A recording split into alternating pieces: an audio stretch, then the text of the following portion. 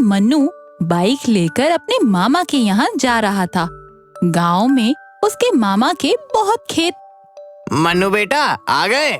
मामा जी, मैं कल से खेतों में घूमूंगा। अरे जरूर जरूर। अगले दिन से मन्नू खेतों में घूमने जाने लगा। वो था तो शहर का, इसीलिए उसे खुला खुला मैदान और हरियाली बहुत अच्छे लग रहे थे। वो खेतों के कच्चे रास्ते में बहुत दूर दूर तक निकल जाता। एक दिन वो इसी तरह गुनगुनाते हुए बाइक पर धीरे धीरे जा रहा था। कच्चे रास्ते की मिट्टी गीली थी। उसके बाइक का आगे वाला पहिया गीली मिट्टी में धंस गया।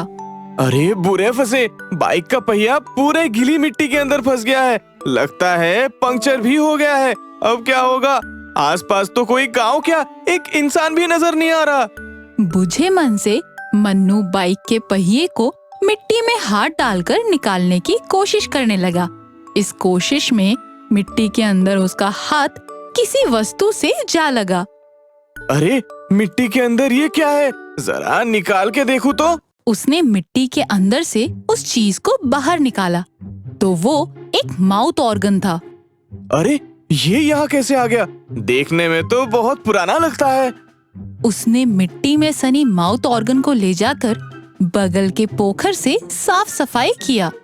पूरी सफाई हो गई इसकी। जरा फूंक मार के देखता हूँ, बचता है या नहीं। उसने बड़े इत्मीनान से पोखर के किनारे बैठकर माउथ ऑर्गन में फूंक मारी। एक बहुत ही मीठा सुरीला स्वर फूट पड़ा उस माउथ ऑर्गन से। अरे क्या बात है, ये तो बेहतरीन बजता है। ये कहकर बड़े चाव से वो माउथ ऑर्गन बजाने लगा। लेकिन अब की बार जो हुआ उसके बारे में मन्नू ने कभी सपने में भी नहीं सोचा होगा। माउथ ऑर्गन से साए साए की आवाज होने लगी। उसमें से एक पतला दुबला सा आदमी निकलकर हवा में तैरने लगा। मन्नू के हाथ पांव फूल रहे थे। वो बेहोश होने को था। तभी वो आदमी हवा में झूलते झूलते बोला, अरे ये सब तुम जैसे कॉलेज के लड़कों की बीमारी है। कुछ देखा नहीं कि बेहोश होने लगते हो? जरा ध्यान से सुनो। वो चिराग वाला जिनकी बात तो तुम जानते ही होगे। अरे वही वाला जिसपे चिराग पर हाथ रगड़ दो तो जिन बाहर आ जाता है। वो तो अरबी जिन था। मैं हूँ खासी देसी वाला प्रेत। उस जिन से मैं 100 गुना ज्यादा कुछ कर सकता हूँ। क्या चाहिए तुम्हें? अभी बोलो, फटाफट हाजिर करता हूँ। अरे तुम्हें तो जादुई माउथ ऑर्गन हाथ लग गया है। अब ऐश करो ऐश। बस 3 बार फूंक मारो और मैं माउथ ऑर्गन से बाहर। फिर जो चाहे करवा लो मुझसे। कहो तो वो चिराग वाले जिनकी गर्दन पकड़ के लाता हूँ तुम्हारे लिए। अब से तुम मेरे गुरुजी और मैं तुम्हारा चेला। मन्नू अब तक कुछ संभल चुका था। उसने डरते डरते कहा, प्रेत अंकल, फिलहाल तुम मेरी बाइक कीचड़ से निकाल दो और इसके पंक्चर ठीक कर दो। ए सुनो, ये अंकल वंकल बोलना बंद करो। सीधा चेला बुलाओ मुझे, समझे गुरुजी? अब ये रही तुम्हारी बाइक। मन्नू ने देखा प्रेत ने एक जोर की फूंक मारी। बाइक कीचड़ से निकलकर साफ सुथरी चमक रही थी। पंक्चर भी ठीक हो गया था। क्यों गुरुजी, अब तो खुश? लेकिन गुरुजी सुन लो, उस चिराग वाले अरबी जिन को तो मैं छोड़ूंगा नहीं। हिम्मत देखो उसकी, मेरी बराबरी करता है। गुरुजी अब बाइक पर बैठो तुम। देखो अब क्या क्या होता है। अरे हाँ, 3 फूंक मारो माउथ ऑर्गन में। मैं उसमें घुस तो जाऊं, फिर अपने जेब में संभाल के रखो जादुई माउथ ऑर्गन को। अब की बार तुम बड़े प्यारे गुरुजी हो मेरे। इसे चोर गुंडे के हाथ लग गया तो बड़े गंदे काम करवाएंगे मुझसे। जी चेला जी। मन्नू ने माउथ ऑर्गन 3 बार बजाया। देसी प्रेत हवा बनकर माउथ ऑर्गन के अंदर घुस गया। मन्नू ने उस जादुई माउथ ऑर्गन को संभाल कर अपनी जेब में रखा और बाइक पर बैठा।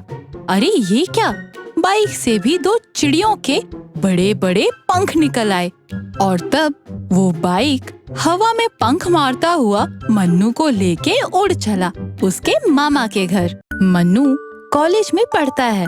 उसके पापा ने उसे एक मोटरसाइकिल खरीद के दी है। अब वो बाइक पर ही कॉलेज आया जाया करता है। आज वो अपने दादाजी से मिलकर शहर वापस आ रहा है। शाम हो चली थी। मनु अपनी बाइक पर मस्त चला आ रहा होता है। चलते चलते उसके कानों में किसी के कहराने जैसी आवाज पड़ी। मनु रुका। कौन है? कहराने की आवाज होती रही। मनु बाइक से उतरा। देखता है कि एक कुत्ता रास्ते के किनारे पड़ा कहरा रहा है। अरे ये तो कुत्ता है, जरूर कोई गाड़ी ठोकर मार कर भाग गया। इसे पशु हॉस्पिटल ले जाता हूँ। मनु उसे पशु हॉस्पिटल लेकर आता है। इसे काफी गहरी चोट है, कुछ दिन रखना पड़ेगा इलाज के लिए। जैसा आप ठीक समझे। इलाज के बाद आप इसे ले जा सकते हैं या फिर हम इसे छोड़ देंगे। नहीं नहीं, मैं इसे अपने साथ लेता जाऊंगा। कुत्ते का इलाज चलता रहा। एक दिन कुत्ता ठीक हो चुका था, पता नहीं आज सुबह से कहाँ गायब हो गया, मिल ही नहीं रहा है वो। मन्नू को कुत्ते से बिछड़ने का बड़ा दुख हुआ। मायूस होकर वो घर लौटा। वो रात को बिना खाना खाए ही सो जाता है। उसे एक सपना आता है। सपने में उसे वही कुत्ता दिखता है। मन्नू, कैसे हो मेरे दोस्त? असल में मैं कुत्ता हूँ नहीं, मैं एक परी का बेटा हूँ, बिल्कुल तुम्हारी उम्र का। कुत्ता बनकर तुम्हारी दुनिया में घूम रहा था तो एक कार ने टक्कर मार दी। अब घायल होने पर परी लोक में वापस नहीं आ पा रहा था। तुमने मेरी देखभाल की तो मैं ठीक हो गया और वापस परी लोक आ गया। मेरी माँ ने तुम्हें बहुत आशीर्वाद दिया है और जादू के बहुत नतीजे तुम्हारे लिए छोड़ रखा है। देखते जाओ मेरे भाई, क्या क्या जादुई करिश्मा होता है। मन्नू की नींद खुल जाती है। अरे क्या अजीबोगरीब सपने मैं भी देखता हूँ। मेरा तो दिमाग ही खराब हो रहा है। मन्नू कॉलेज आ जाता है। मनु, आज तू बिरयानी खिला दे भाई। पर मेरे पास तो पैसे नहीं है। तभी मन्नू अपनी बाइक पर एक बिरयानी का बड़ा सा पैकेट पड़ा देखता है। झूठ क्यों बोलता है? ये तो तेरे बाइक पर बिरयानी रखा है। सबने मजे से बिरयानी खाए। मन्नू सोच रहा था, ये कैसे हो गया? मैंने तो बिरयानी मंगवाया ही नहीं था। शाम को बाइक पर आते आते अभी कुछ सोच के देखता हूँ कि कुछ होता है या नहीं। बाइक पंक्चर हो जा। सचमुच बाइक पंचर हो जाती है। वो हड़बड़ाकर सोचता है कि पंचर ठीक हो जाए और पंचर तुरंत ठीक हो जाता है। कोई अनहोनी सोचता हूँ, बाइक हवाई जहाज बन जाए और मुंबई के ऊपर से घुमा कर लाए। बस बाइक के दोनों तरफ से हवाई जहाज की तरह दो पंखे निकल आए। उसमें जेट इंजन लगे थे। बाइक गरज के साथ मन्नू को लिए बहुत दूर ऊपर उड़ने लगता है। मन्नू बाइक के सीट पर जमकर बैठा रहा। बाइक उड़कर मुंबई के चौपाटी बीच पर उतरती है। वहाँ मन्नू को पानी पूरी खाने का मन होता है। न जाने कहाँ से एक पानी पूरी वाला आ जाता है। पानी पूरी खाओ, जितने मर्जी खाओ। मेरे पास उतने पैसे नहीं हैं। अरे पानी पूरी खाओ तो सही, बाद में पैसों की सोचना। मन्नू ने जमकर पानी पूरी खाए। फिर देखा पानी पूरी वाला वहाँ से गायब था। हड़बड़ाकर वो बाइक पर बैठ गया। बाइक उड़ चली। मन्नू वापस अपने शहर आ जाता है। रात में मन्नू के कमरे में किसी ने मन्नू को आवाज दी। मैं परी का बेटा परिजात हूँ, वही कुत्ता जिसका तुमने इलाज करवाया। मन्नू ने देखा एक उसी के उम्र का लड़का खड़ा है। पीछे पीठ पर उसके चिड़ियों की तरह बड़े बड़े पंख लगे हुए हैं। कैसा लगा मेरी मम्मी का दिया आज का जादुई गिफ्ट? फिर तो मन्नू और परिजात बहुत गहरे दोस्त बन गए। परिजात ने मन्नू को एक दिन जादुई माउथ ऑर्गन दिया। दोस्तों, उसकी कहानी किसी और दिन सुनाऊंगी आपको। खानगढ़ नाम के एक गांव में रचना नाम की एक चुड़ैल रहा करती थी। वो बाकी चुड़ैलों से बहुत ही अलग थी। चुड़ैल होते हुए भी वो मंदिर जाती थी। सुबह समय पर उठ जाया करती थी। दिन रात भगवान का भजन किया करती थी। अरे रचना, तुम हमारी बिरादरी की तो नहीं लगती। हाँ, हमारी बिरादरी में तो सब रात को जागती हैं और भगवान का नाम लेना तो पाप है, पाप। हाँ तो क्या हुआ, ये मेरे संस्कार है जो मुझे मेरे माँ बाप ने सिखाया था। तो फिर तुम चुड़ैल क्यों बनी? मेरे ससुराल वालों ने मुझे मार डाला था। रोज रचना समय पर उठकर गांव में जाया करती और जब भी उसे लगता कि कोई औरत देर तक सो रही है तो उसको थप्पड़ मार देती थी और जगा देती थी। एक दिन, अरे मुझे थप्पड़ किसने मारा? समय पर उठ जाया करो और घर का ख्याल रखा करो। अगर ऐसा नहीं करोगी तो मैं दोबारा आऊंगी। नहीं नहीं, मैं अपने घर का ध्यान रखूंगी, आप मत आना। कुछ दिनों के बाद दिवाली आ जाती है और पूरे गांव के घरों में लीपा पोती चल रही होती है, मगर रचना अपने घर में कुछ काम नहीं करती और चुपचाप अपने बिस्तर पर पड़ी रहती है। वहीं उसकी सास बूढ़ी होने के बावजूद सब काम करती है। उठ रुक माँ, देख तेरी सास सब काम कर रही है। हाँ तो अच्छा है ना, बुढ़िया कुछ काम तो करे। लगता है तुम ऐसे नहीं मानोगी। और जब रचना चिल्लाने लगती है तो रचना उसको गिरा देती है। हाय मेरी कमर, हाय हाय मेरी कमर, हाय। बहुत शौक था ना तुमको आराम करने का, अब पड़ी रहो बिस्तर पर। बेचारी तुम्हारी सास सब काम कर रही है। इस तरह से धीरे धीरे रचना की खबर पूरे गांव में फैल जाती है और लोग उसके बारे में जानने लगते हैं। अरे कीर्ति बहन, तुमको पता है उस संस्कारी चुड़ैल के बारे में? हाँ सुना है बहन, मुझे तो उससे डर लगता है। नहीं नहीं, उससे डरो मत, वो बुरी नहीं है, मगर कोई तो कारण होगा ना वो ये सब करती है। हाँ वो तो है बहन, एक काम करते हैं, हम छोटू राम बाबा के पास जाते हैं, शायद उनको पता हो उसके बारे में। और दोनों छू मंतर बाबा के पास जाते हैं। आओ बेटी, कैसी हो? बाबा, इस गांव में एक चुड़ैल ने कब्जा किया हुआ है। हाँ बाबा, हम उसको समझ नहीं पा रहे, वो स्वभाव की बुरी नहीं है। रुको, मैं उसके बारे में पता करता हूँ।